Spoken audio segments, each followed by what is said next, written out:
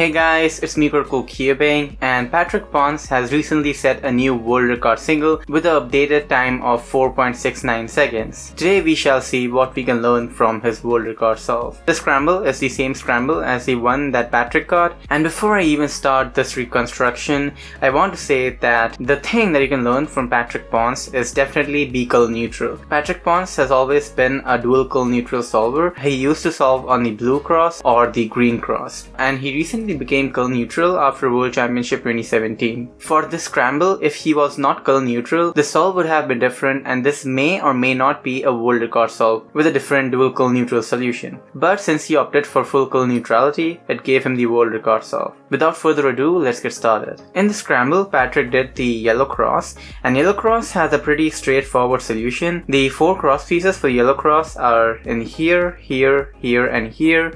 The green is already connected with the yellow center, and the yellow and orange can be inserted to the D layer with one move, just like that. Inserting the yellow and orange also sets up the yellow and red in this position, and then you can insert the last 2 cross edges by doing R prime F prime. So the cross solution would look something like this.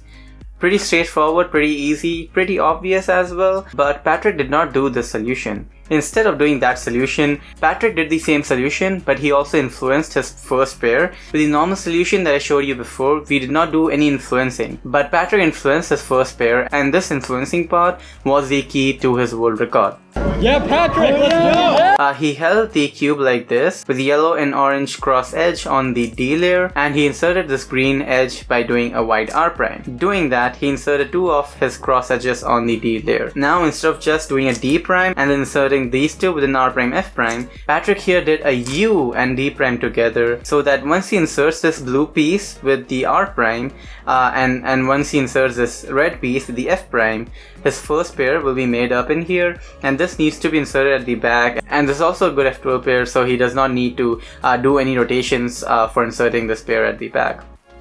So R prime, F prime, pairs this up in here, and Patrick did another cool thing for his cross to F12 transition. He already knew that this was going to be his first pair, so what people may do here is just fix their cross and insert this pair like this, which works well, but Patrick did something different. Instead of inserting with R prime U to R, which disturbs his second F12 pair, Patrick finished his cross by doing D prime U together, and that not only puts this F12 pair at the back so that he can insert this with the 3 move insert R prime U R, it also pairs up his next F12 pair in the front. So once he inserts this with R prime U R, he can cancel into this F12 pair and then solve it in this front left slot. So he did R prime U R2, U prime R prime, U2, L prime U L, and that solves both of his first and second F12 pair in a multi-slot kind of fashion. Alternatively, for solving this pair, instead of doing R U prime R prime, you could also do R U2 R prime and then insert like this.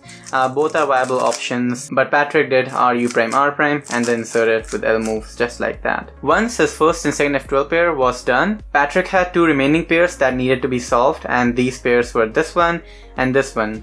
And generally what people may do here is go for this pair, and you can solve it like this.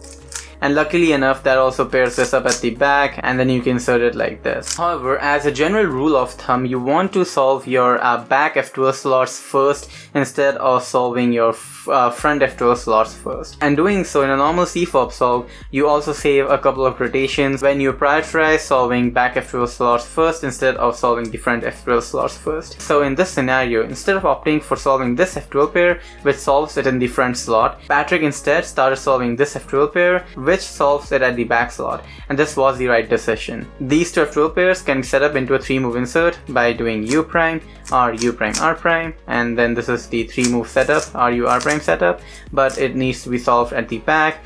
So from here, Patrick did a U move, and then this is an easy L U L prime insert. Once he inserted this F12 pair, his last F12 pair was these 2, and a quick thing to note here is that all of his edges are already oriented. So he already has his edge orientation done, and generally when you get cases like this, you want to preserve the edges, or you can use COLL or CBLL to affect your last layer in certain ways. But generally, instead of doing something like this, which breaks your edge orientation. You want to do something different that will preserve your edge orientation. And there are a couple of ways to actually do this. The most obvious way that probably most of you already know is doing the 2gen RU prime thingy. So for solving this, you do R prime, U prime, R prime, U prime, R prime, U, R, U, R. Another way to solve this F12 case while preserving the edges is doing under RU setup. So you set up the edge in here and then you do RU, R prime, U prime, RU, R prime,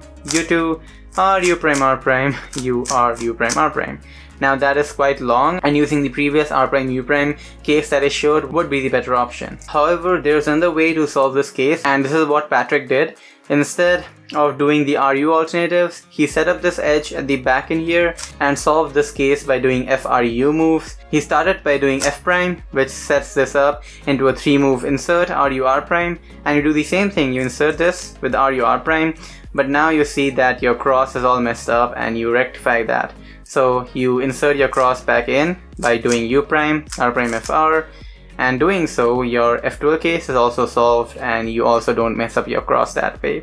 And this is what Patrick did, and this is also a good alternative, a good solution, and this may be faster for some people instead of doing the RU alternative. Once his F12 was done, he had to do OLL, and for the OLL, he got the Soon case. And Soon case is the fastest OLL case, and it is just very fast to execute. And once he solved the Soon case, he got a PLL skip and the AUF for the U2. And Patrick, I believe, predicted this PLL skip because he did not have any pause between the OLL and PLL skip and the AUF. So once he did the AUF, he instantly stopped the timer and got a time of 4.69 seconds. So huge congratulations to Patrick for getting this world record and making Feliks number 2 now.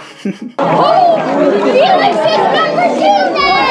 What can we learn from Patrick then? Apart from saying the generic things like having good look ahead, having good TPS, having good cross to F12 transition, I want to stress on the importance of curl neutrality. If you are a CFOP solver, you should be becoming curl neutral sooner or later. If Patrick did blue or green cross for this solution, this scramble may not have been a world record solve. And as simply as opting as a different cross color made the difference and got him the world record. So if you are a CFOP solver, you should definitely consider being curl neutral. There are arguments that curl neutrality is not that good, it's not that viable, and there are different things that you can improve on yourselves, but I would say that if you are a CFOP solver, you should be becoming curl neutral, as it is not only important, but it also gives you freedom of choice and does not confine you to one single cross color. And because of this freedom, you also get better cross to F12 transitions, and you can influence and do better and cool things. So apart from being curl neutral, you should be having good look ahead, you should be having good TPS, good fast TPS. You should also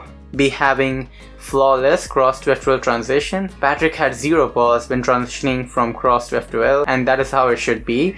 You should also know how your OLLs are going to affect your PLL and anticipate PLL skips so you don't have a pause between OLL and PLL. And since you anticipated the PLL skip, you can do the AUF without a pause and get faster times than with a pause. So that was everything for this video. I hope you liked this video, guys. Give this video a like and also subscribe for more cubing content. Don't forget to press the bell icon and join the notification squad. I will see you next time. Take care, guys, and bye.